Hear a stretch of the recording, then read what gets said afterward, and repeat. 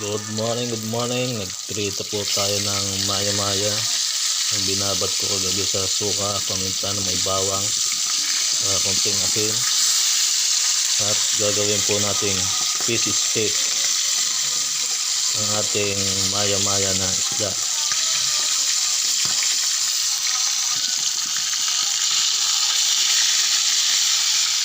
Ito na po ang ating sibuyas. Lulutuin na natin yung pinirito kong maya-maya. Gagawin natin fish steak. Fish steak.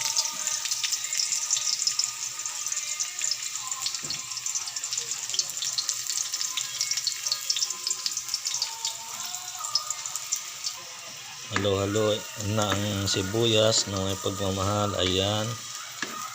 Umaamoy na ang sibuyas sa kapitbahay. Lalagyan na natin ng toyo yan.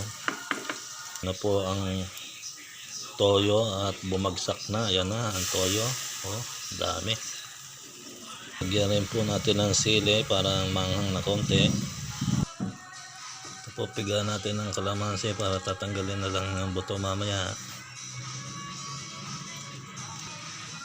Lagyan din po natin ng konting sugar para mag-balance yung kanyang tamis at konting asim na kalamansi. Ito na po yung ating maya-mayang piniritong isda. Pinikos-mikos na, kinamay na ni pinsan. Ayan, ilagay na sa kawali. Ayan ha, ayan ha.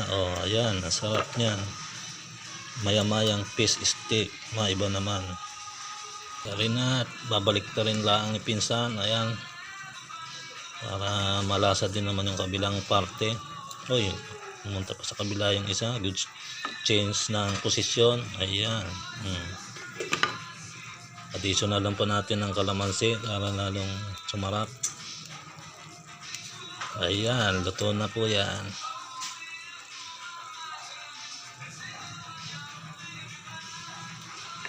Tanggalin natin yung tangkay.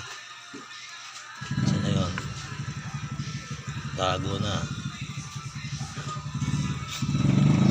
Ayan, luto na po yan.